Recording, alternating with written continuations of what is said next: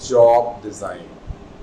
Now, when I talk about job design, then I will be also talking about job enlargement and job enrichment. So this session will also be a very learning session with valuable information. Now, will be the learning outcomes for this session? Define what job design means, understanding the significance of job design, identify 5 techniques of job design, understand elements of job design, understand the way of finding the balance between efficiency elements and behavioral elements of job design. Now, these 5 will be our outcome for this session, that we'll be going to understand job design, we'll be going to understand its significance, 5 techniques of job design, elements of job design, and way of finding that how balance can be found between efficiency elements and behavioral elements.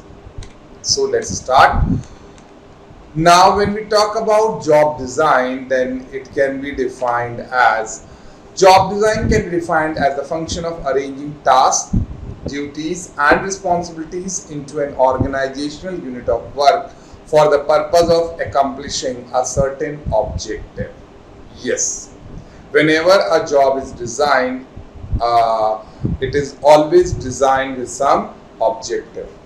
Whether we arrange it in the form of tasks, duties, or responsibilities, but we have certain objective or purpose behind it. Point 2. Job design is a creation of jobs which individuals in the organization have to perform. Yes, or we can also say that job design is breaking down of a big task, a big work into small jobs, because an employee cannot do the complete task or total work of an organization.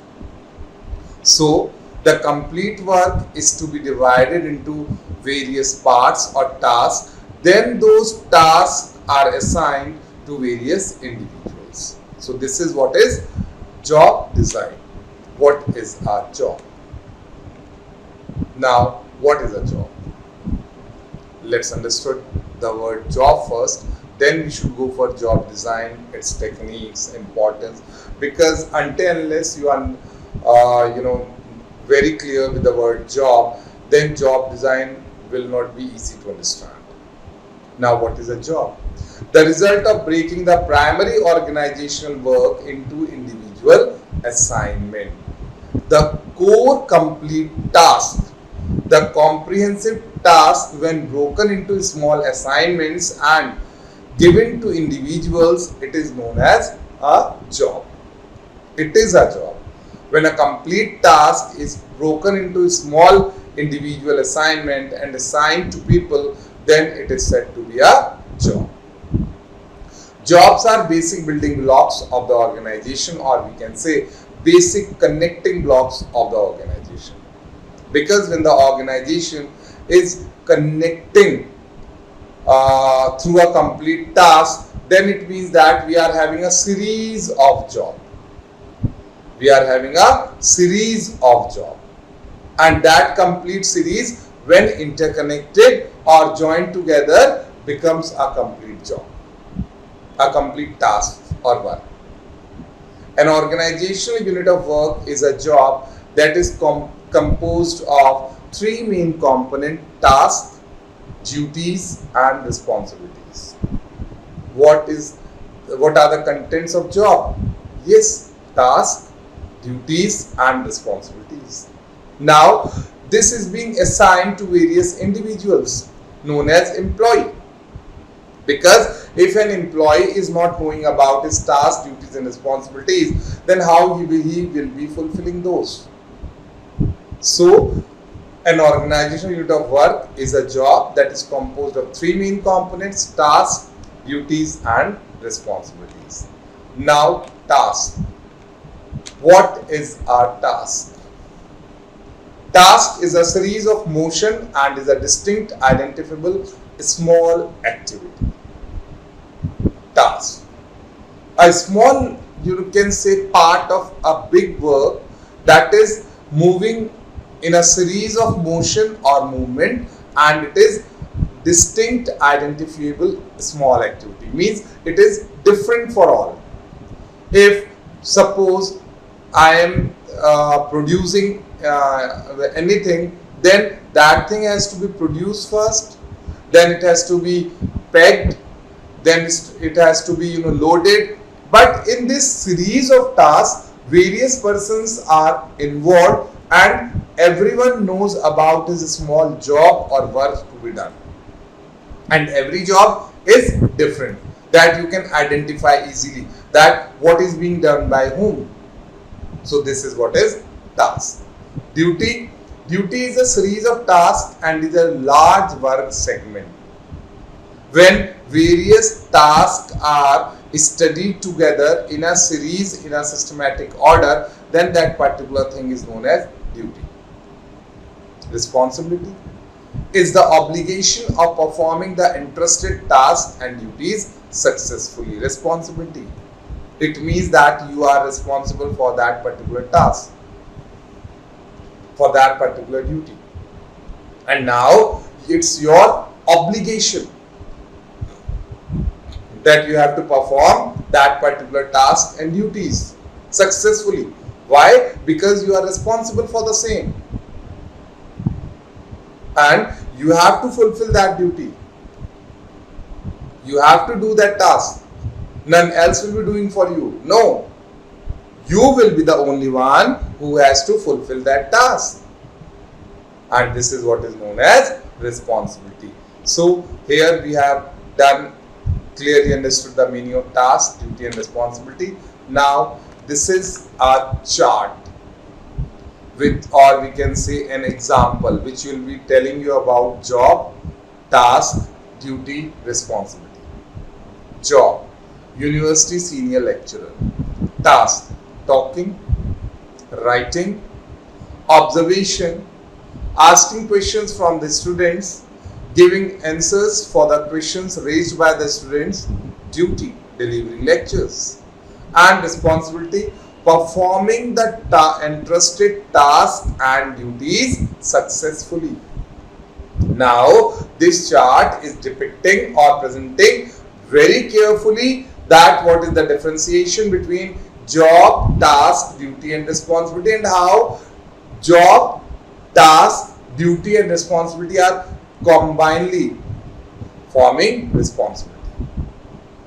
Moving to the next slide. Now this is significance of job design. Why job design is important?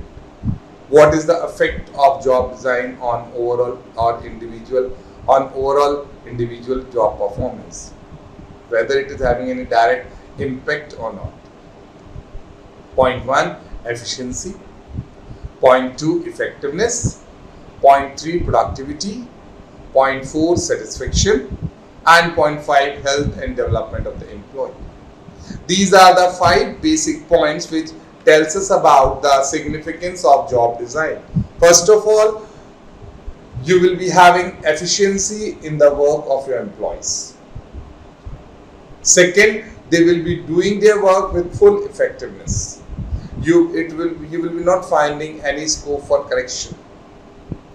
You will be not finding any scope for mistakes. Productivity will be increased. The percentage of productivity will be increased.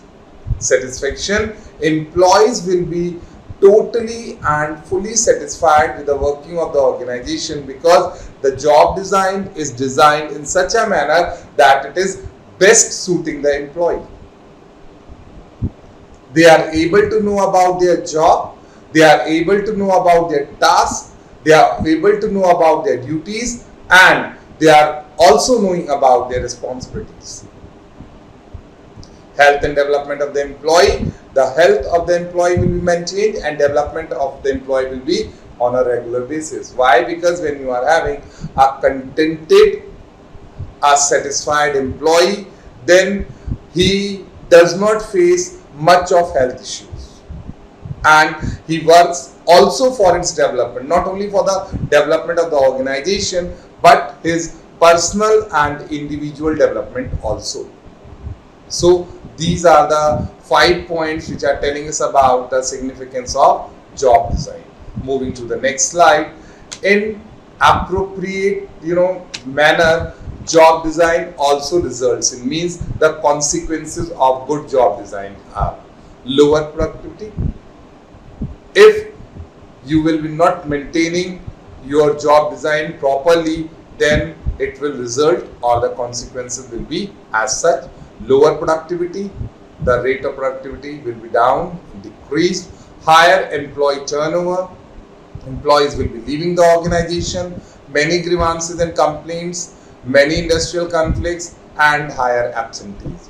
So if you want to eliminate these 5 points from your organization or your working place, then please go for appropriate job design, not for inappropriate job design. If you will be having a good job design as per the needs and requirement of your staff, as per the needs and requirement of your employee, then they will lead to higher productivity, low employee turnover, no grievances, no industrial conflicts, and low absentees. So now it's up to the organization, the employer, what type of job design you want to design for your employees, because otherwise they will be not contributing to higher productivity.